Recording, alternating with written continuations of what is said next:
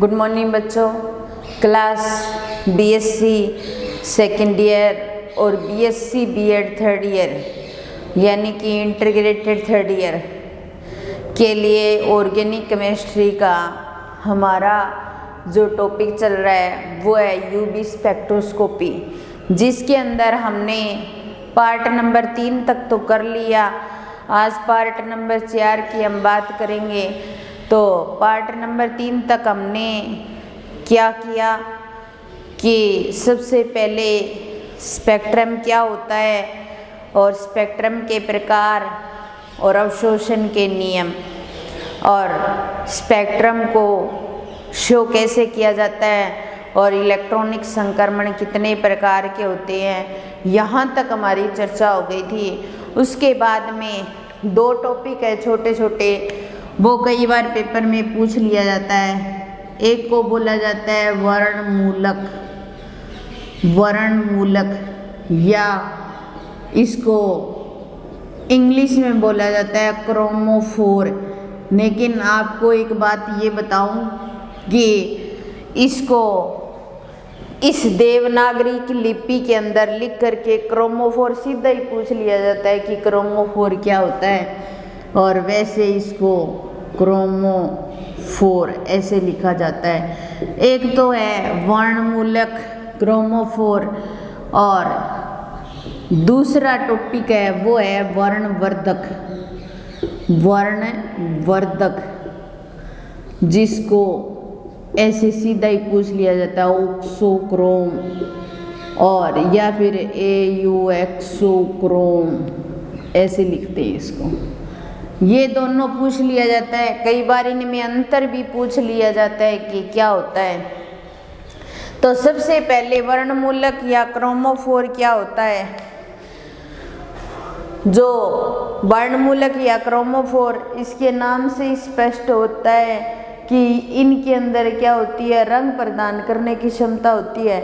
इनके जो इलेक्ट्रॉन होते हैं, इनके अंदर कोई कंपाउंड है, उनके जो इलेक्ट्रॉन हैं वो दृढ़ता से बंधे नहीं होते, वो कुछ ऊर्जा का अवशोषण करके अन्य स्तरों में या उच्च ऊर्जा स्तर में चले जाते हैं।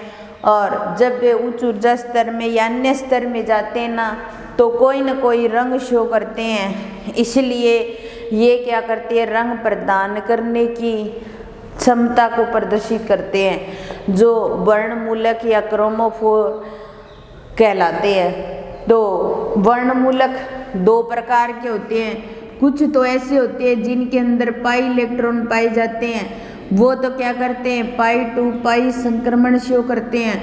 और कुछ ऐसे होते हैं जिनके अंदर एल इलेक्ट्रॉन व पाई इलेक्ट्रॉन पाए जाते हैं, वो क्या करते हैं पाई टू पाई स्टार और एन टू पाई स्टार संक्रमण शो करते हैं। और जब पाई से पाई स्टार में या पाई से पाई स्टार या एन से पाई स्टार में जाएंगे तो ये कुछ ऊर्जा का अवशोषण करेंगे, और ऊर्जा का अवशोषण करेंगे तो इसका मतलब ये कुछ ना कुछ रंग शो करेंगे। तो पाई टू पाई स्टार जो होता है वो किस में पाया जाता है, CH2 डबल बॉन्ड CH2 में पाया जा सकता है, C ट्रिपल बॉन्ड CH इनमें पाया जाता है। तो ये क्या करते हैं, वर्णमूलक है एक प्रकार के। और ये जो होते हैं वो जैसे कार्बोनिल समूह, जैसे एल्डिहाइड हो गया, इसके अंदर पाया जा रहा है क्योंकि लोन पेयर भी है और डबल बॉन्ड भी है। तो ये वर्णमूलक या क्रोमोफोर होते हैं। फिर दूसरा आता है कि वर्णवर्धक क्या होते हैं। वर्णवर्धक जो है वो ऐसे समूह हैं जो खुद तो रंग प्रदान नहीं कर सकते, खुद तो रंग दे नहीं सकते, लेकिन ये अगर किसी क्रोमोफोर के साथ जुड़ जाएं तो रंग बढ़ाने की या रंग प्रदर्शित करने की जो क्षमता होती है उसको बढ़ा देते हैं। जैसे OH हो गया या NH2 हो गया या NHR हो गया, ये क्या होते हैं, वर्णवर्धक होते हैं, जो रंग को बढ़ाने की या रंग प्रदान करने की क्षमता होती है इनके अंदर, तब भी इनको बोला जाता है वर्णवर्धक। ये वर्णवर्धक या ऑक्सोक्रोम। तो ये 2 छोटे छोटे टॉपिक थे जो पूछ लिए जाते हैं कई बार पेपर में। डिफरेंस भी पूछ लिया जाता है कई बार, डेफिनेशन भी। फिर हमने इलेक्ट्रॉनिक संक्रमण की बात की और पाई टू पाई स्टार संक्रमण होता है और इस संक्रमण के अंदर जो प्रतिस्थापी होते हैं उन प्रतिस्थापियों का बहुत प्रभाव पड़ता है। तो प्रतिस्थापियों का प्रभाव और प्रतिस्थापियों के प्रभाव के आधार पर इनको 4 भागों में बांटा जाता है। एक होता है वर्णोत्कर्षी विस्थापन, वर्णोत्कर्षी विस्थापन, ठीक है, या फिर इसको बोला जाता है बैथोक्रोमिक शिफ्ट, या इसको बोला जाता है बैथोक्रोमिक शिफ्ट, ठीक है, या फिर इसको बोला जाता है रक्त विस्थापन या लाल विस्थापन या रेड शिफ्ट। इतने नाम है, कोई से नाम से ही पूछ लिया जाता है। तो वर्णोत्कर्षी विस्थापन या बैथोक्रोमिक शिफ्ट, इसके अंदर हमने क्या किया था, एक यूवी स्पेक्ट्रम को शो किया था, जहाँ यहाँ तो लैम्बडा ली थी, यहाँ एप्सिलॉन जिसको मोलर अवशोषण गुणांक बोलते हैं ना, मोलर विलोपन गुणांक बोलते हैं, उसको लेते हैं, ठीक है। ये हमारे पास नॉर्मल जो होता है यूवी स्पेक्ट्रम ये होता है, जैसे हमारे पास है C6H6 है मान लो, उसके लिए हमने यूवी स्पेक्ट्रम बना लिया, ठीक है। और इसके लिए लैम्बडा मैक्सिमम जो आती है वो कितनी आती है, 254 नैनोमीटर आती है मान लो, ठीक है। और हम क्या करते हैं, इसके अंदर C6H5CH3 एक CH3 ग्रुप को डाल देते हैं और 261 नैनोमीटर आ जाता है लैम्बडा मैक्सिमम। तो कहने का मतलब है कि CH3 क्या है, इलेक्ट्रॉन देने वाला समूह है।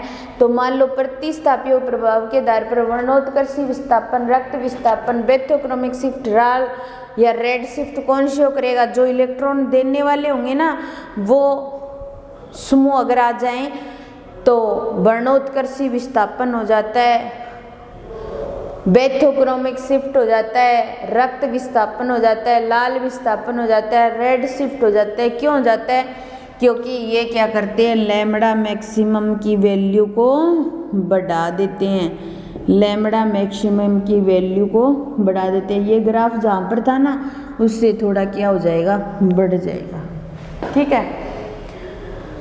दूसरा होता है वर्णोपकर्षी विस्थापन, वर्णोपकर्षी विस्थापन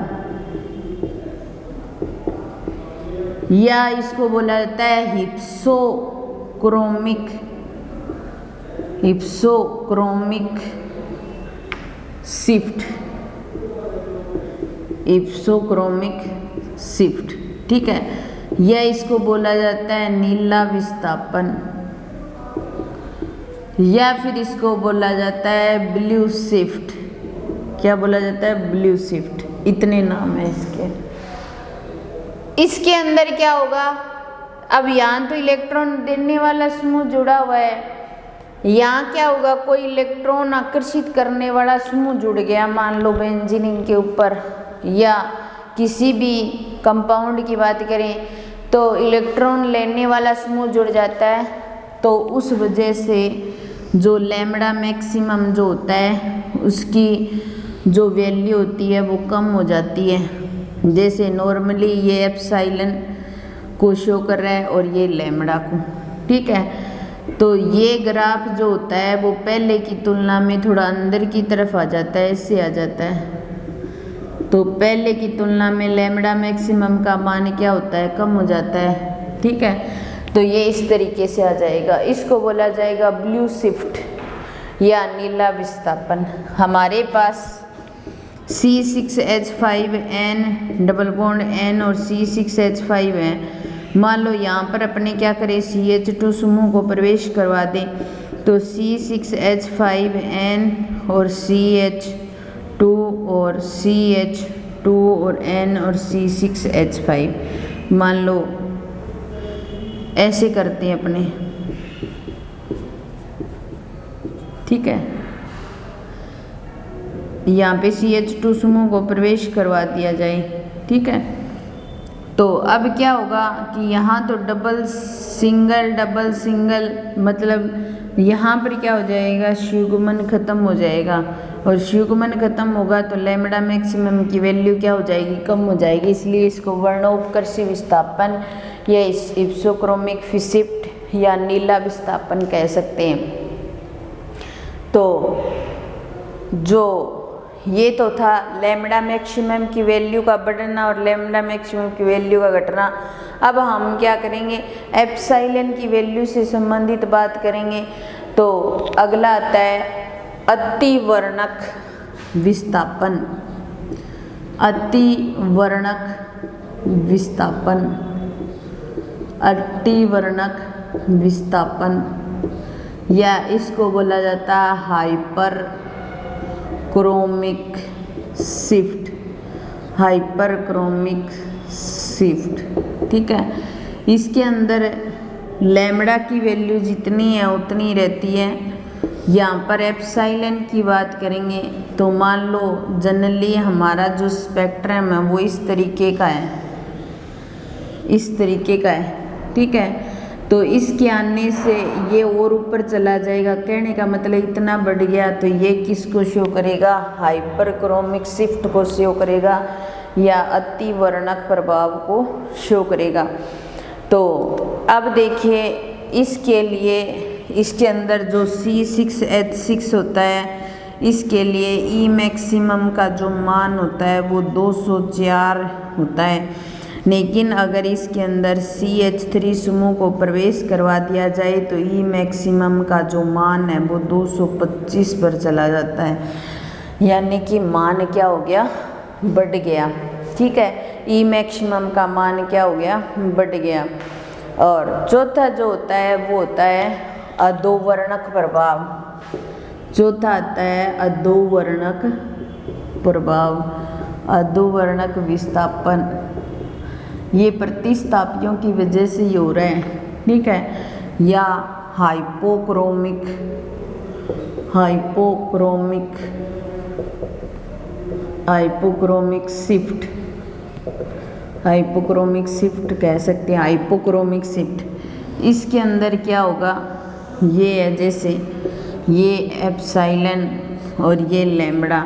नॉर्मली जो ग्राफ होता है वो इस तरीके से आता है और ये फिर क्या होगा, इस तरीके से प्राप्त होगा हमें। तो इसका मतलब नीचे की ओर आ गया, ई मैक्सिमम का मान क्या हो गया, कम हो गया। तो इस प्रकार पाई टू पाई स्टार संक्रमण के आधार पर जो हमारे जो प्रतिस्थापी होते हैं उनका प्रभाव पड़ता है। प्रतिस्थापियों के प्रभाव के आधार पर कई प्रकार के विस्थापन होते हैं, जिनमें पहला हमारा विस्थापन था वर्णोत्कर्षी विस्थापन या बैथोक्रोमिक शिफ्ट या रक्त विस्थापन या लाल विस्थापन या रेड शिफ्ट कह सकते हैं। इसके अंदर क्या होता है, मैक्सिमम का मान, लैम्बडा मैक्सिमम का मान बढ़ जाता है। तो ये ग्राफ जहाँ पर था उससे आगे की तरफ आता है, क्योंकि इधर लैम्बडा को शो किया है, लैम्बडा बढ़ेगी। एग्जाम्पल के लिए C6H6 लेते हैं तो लैम्बडा मैक्सिमम का मान कितना होता है, 254 नैनोमीटर है। लेकिन इसमें एक इलेक्ट्रॉन देने वाला समूह यानी CH3 समूह का हम अगर प्रवेश करवा देना तो उस वजह से क्या होता है कि इसका जो लैम्बडा मैक्सिमम है वो 261 नैनोमीटर आ जाता है। इसी प्रकार अगर हमारे पास वर्णोपकर्षी विस्थापन दूसरा या हाइपोक्रोमिक शिफ्ट या नीला विस्थापन या ब्लू शिफ्ट कहते हैं, इसके अंदर जो डाइएजो बेंजीन था हमारे पास और जो युग्मन शो करता है, इसके अंदर किसी CH2 समूह का प्रवेश करवा दिया जाए तो ये युग्मन खत्म हो जाएगा, लैम्बडा मैक्सिमम कम हो जाएगी, तो ये ग्राफ इधर खिसक जाएगा। अतिवर्णक विस्थापन या हाइपरक्रोमिक शिफ्ट जिसके अंदर C6H6 E मैक्सिमम का मान होता है और C6H5 CH3 E मैक्सिमम लेते हैं तो 225 आता है, यानी कि एप्सिलॉन का मान बढ़ गया तो ये ग्राफ थोड़ा ऊपर की ओर खिसक जाता है। उसी प्रकार यहाँ पर भी एग्जाम्पल हम ले लेते हैं C6H6। अगला आता है दो वर्णक विस्थापन या हाइपोक्रोमिक शिफ्ट, जिसके अंदर ए मैक्सिमम का मान कम हो जाता है। विबेंजीन के लिए 204 यहाँ था 200, लेकिन कई बार C6H5CH3 के प्रवेश से ई मैक्सिमम का मान 190 भी हो जाता है। दोनों एग्जाम्पल टोल्यूइन की है इसके अंदर। तो दो वर्णक विस्थापन जिसके अंदर ई मैक्सिमम का मान कम हो जाता है। तो इस तरीके से ये प्रतिस्थापियों के 4 प्रभाव थे। इनको हम एक साथ लेकर के इस तरीके से भी शो कर सकते हैं। जैसे हमारे पास यहाँ पर ये ग्राफ है और इसके अंदर यहाँ पर तो हमने लिया है लैम्बडा, जिसको क्या बोलते हैं, तरंग दैर्ध्य बोलते हैं, ठीक है। और यहाँ पर हमने एप्सिलॉन यानी कि मोलर विलोपन गुणांक, ये हमने लिया इस तरीके से। अगर ये चीज़ इधर जाती है तो इसको बोला जाता है वर्णोत्कर्षी विस्थापन। क्या बोला जाता है, वर्णोत्कर्षी विस्थापन। और ये इधर जाती है तो इसको बोला जाता है वर्णोपकर्षी विस्थापन, वर्णोपकर्षी विस्थापन, ठीक है। और अगर ये चीज़ ऊपर की ओर जाती है तो उसको बोला जाता है अतिवर्णक विस्थापन, अतिवर्णक विस्थापन।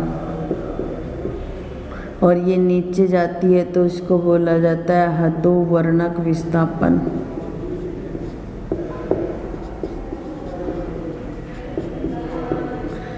ये 4 प्रकार के विस्थापन थे टोटल, जिनको हम एक साथ इस तरीके से शो करते हैं। ये इधर जा रहा है तो लैम्बडा मैक्सिमम का मान बढ़ रहा है तो वर्णोत्कर्षी विस्थापन होता है। ये इधर जा रहा है तो विस्थापन कौन सा है, वर्णोपकर्षी विस्थापन, लैम्बडा मैक्सिमम का मान कम हो रहा है। और ये ऊपर की ओर जा रहा है तो अतिवर्णक विस्थापन, और ये नीचे की आ रहा है तो अधोवर्णक विस्थापन। ये सारे जो विस्थापन होते हैं वो प्रतिस्थापियों की वजह से होते हैं। यूवी स्पेक्ट्रम के अंदर लैम्बडा और एप्सिलॉन का जो मान होता है वो चेंज होता है, इस वजह से ये विस्थापन होते हैं। तो ये थोड़ा अलग तरीके का चैप्टर है आपके ऑर्गेनिक केमिस्ट्री में। अभी नई नई स्पेक्ट्रोस्कोपी लगी है तो पहले आपने इन चीज़ों को नहीं पढ़ा, लेकिन है इजी, कोई दिक्कत नहीं, आप पढ़ोगे तो आपको समझ भी आ जाएगी। इसी प्रकार ये टॉपिक तो यहाँ पर पूरा हो जाता है। उसके बाद में डाई इनों के अवशोषण से संबंधित वुडवर्ड-फीजर रूल है, जिसके अंदर हम क्या करते हैं, अलग अलग तरीके के कंपाउंड लेंगे और उनकी लैम्बडा मैक्सिमम हमें ज्ञात करनी पड़ेगी। तो उस लैम्बडा मैक्सिमम को वुडवर्ड-फीजर रूल अलग अलग पढ़ेंगे और किसका मान कितना होता है उसके आधार पर हम लैम्बडा मैक्सिमम की वैल्यू निकालेंगे। तो वो हम नेक्स्ट क्लास में शुरू करेंगे। थोड़ा सा बड़ा टाइप का ही है टॉपिक, नेक्स्ट क्लास में कर लेंगे। आज ये क्लास यहीं समाप्त करते हैं। धन्यवाद।